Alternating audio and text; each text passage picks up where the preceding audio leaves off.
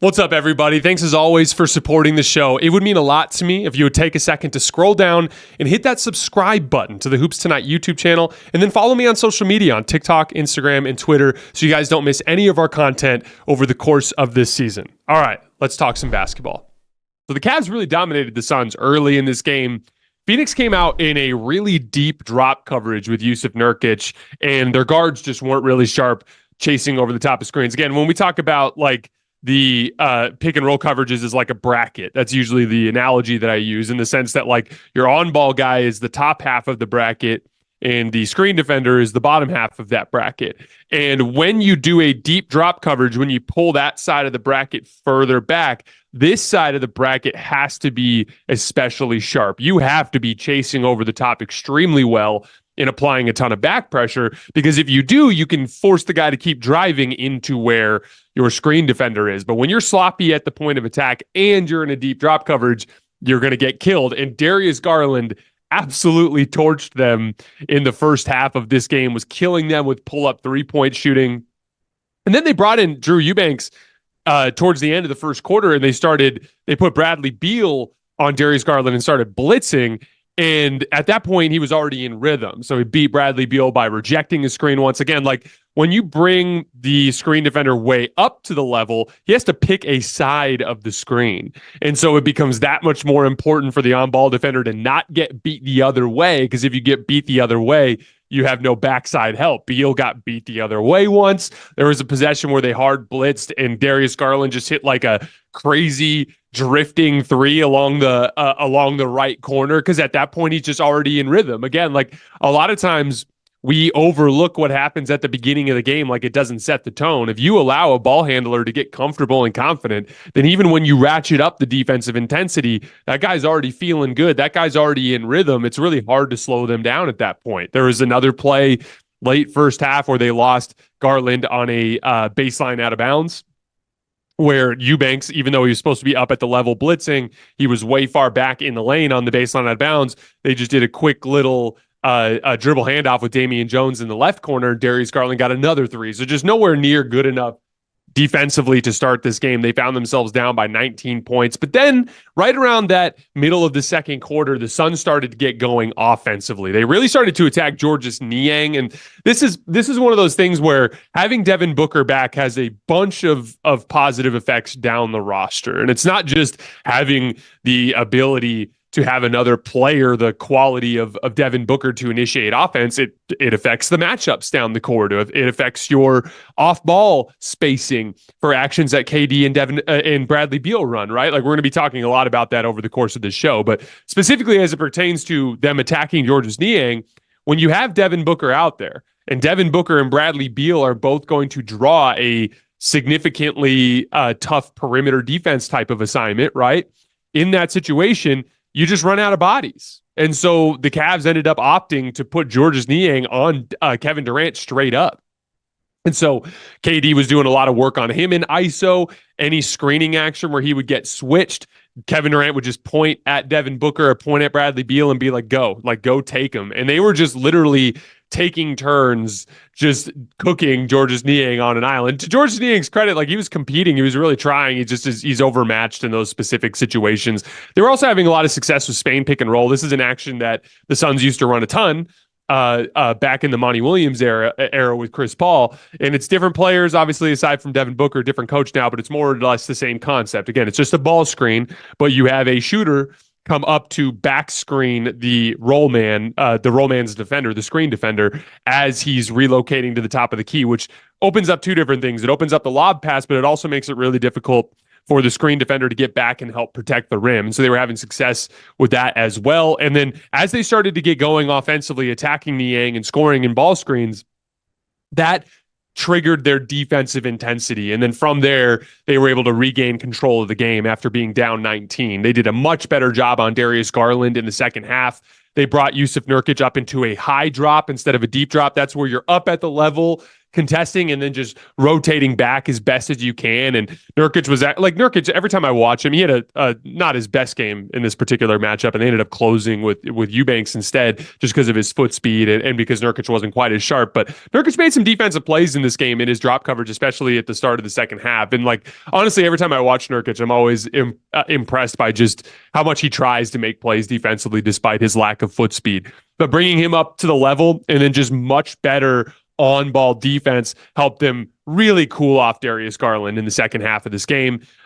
In general, their intensity went up to the level where we even saw Devin Booker flying around and getting a bunch of offensive rebounds in that third quarter. He had a possession where he had 3 offensive rebounds on the same possession, just shooting in from the wing and beating people to the ball. Ended up hitting like a little bank shot on the 4th offensive possession of their, or 4th shot of that possession. He had 4 offensive rebounds in total, had a nice tap-out rebound later on in the third quarter. So the Suns just kind of methodically worked their way back in. They go up by 9. But then Cleveland, who's, again, capable of real defensive runs as well, they locked in on defense, and the game just turned into an absolute slog on both ends of the floor. Cleveland briefly tied the score at 104. But then Phoenix got an easy layup for Devin Booker out of another Spain pick and roll. And they just had Grayson Allen come up and back screen Jarrett Allen as they were running the ball screen, and Devin Booker was able to kind of gather through the digging down defender out of the left corner and finish with a left-handed layup. Then a couple possessions later, they had a really good defensive possession where they blitzed Darius Garland at the top of the key and got into rotation as Garland hit Jarrett Allen slipping, and Jarrett Allen made a kick out to the left corner, and it was like bang, bang, bang, balls getting passed around. But every Sun was just on a string flying around. They ended up forcing a tough skip pass that Royce O'Neal was splitting the difference between 2 offensive players and was able to get a steal. They ran out the other way, and Kevin Durant got a layup. Suns built a little bit of a margin again, and they were able to kind of stiff arm them from there. Got a little sketchy late. Phoenix got a little sloppy in the late fourth quarter here. Couple of bad turnovers. Gave up 4 offensive rebounds in the corner. They were just a quarter. They just weren't boxing out. But Grayson Allen got 2 key stops at the end of the game in ISO against Darius Garland. The first time he slid his feet really well and stopped him in the middle of the floor, killed the possession. And then after that, there was the play where Jarrett Allen actually had a decent opportunity to tie the game with a lob pass. But I want to give Grayson Allen some credit here. So I think it was 113-111, so it's a 2-point game. Darius Garland had just tried attacking Grayson Allen and couldn't beat him. So then on this possession, he's on the left wing, Grayson Allen on an island. He's picking on him in a switch. They're specifically going after Grayson Allen here. Grayson Allen slides his feet and cuts off like 4 or 5 different moves from Darius Garland. And then finally, after like the 5th or 6th move, Garland's able to get an angle on Grayson and beat him off the dribble. But at that point, when he beat him off the dribble, he was so sped up by just the sheer number of moves he had just made that when he threw the lob pass, he threw it too high. And it's one of those things, like you have your jobs in when you switch, when you're the weaker defender that someone's targeting. No one's expecting you to suddenly turn into Jaden McDaniels and get a bunch of stops. Like, what they're expecting you is just to do the best you can. And in that situation, against a quick guard like Darius Garland, especially one that had been shooting the 3 really well, and you got to factor in time and score. Like in a 2-point game, the last thing you want to do is give up a step back 3 to a guy who's been hitting his 3 all night long. And suddenly you're down by 1 and it's a completely different game. Trust your backside help, chase him off the line. And he just made him make enough moves, made him work hard enough that he sped the play up. And just a little bit of a difference, like that pass is 6 inches lower and 6 inches to the right. Jarrett Allen dunks the ball and it's a tie game. But no, it was a little bit too high and a little bit to the left. Jarrett Allen, the ball was like on the backboard when Jarrett Allen caught it, and that kind of disrupted his catch, and he fumbled it away, and they were able to get a stop, and they escaped with a huge road win in Cleveland. And again, like, especially after you cut, like, you know, this is typical, right? Especially on the road, especially against a team that I don't think Phoenix sees as particularly threatening, especially without Donovan Mitchell in the lineup. Like, it's just kind of trap game, especially after a couple of really tough games against the Nuggets and Celtics, right?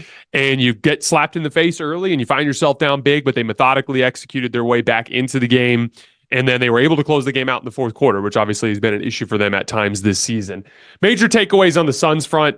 Good comeback game for Devin Booker, 27 points and 7 assists on 50% shooting. Really active as an athlete in the second half, not just on the glass, but defensively as well. Interesting adjustment from Frank Vogel to go with Drew Eubanks late in the game, so they had more speed on the floor to deal with Garland, especially they did some switching and more blitzing at the end of the game with Garland, and they just needed more speed in that situation.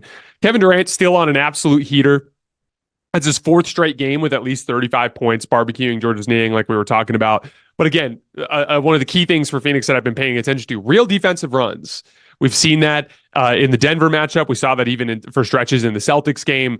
Again, to get back into the game in that third quarter run, and then held the Cavs to 20 points in the fourth quarter as well. Just like really impressive defensive ceiling that they're starting to demonstrate, even if it's not as consistent as you would like it to be. I saw a video from KOC, Kevin O'Connor from The Ringer this morning. He was on his podcast with Chris Vernon talking about whether or not the Suns were the biggest threat to the Nuggets out west. And, you know, it's interesting. I'm still a little bit on the fence because I think the Clippers just have better defensive personnel, but the Clippers have been pretty mediocre for like a month now. And the Suns are really starting to put together some high level basketball. They're starting to attach some high level defense to the work that they're doing offensively with the three stars. And it's really starting to take shape. I'm kind of like, let's just put it this way. I still think I lean slightly towards the Clippers, but I'd put the Suns like pretty much on that level at this point.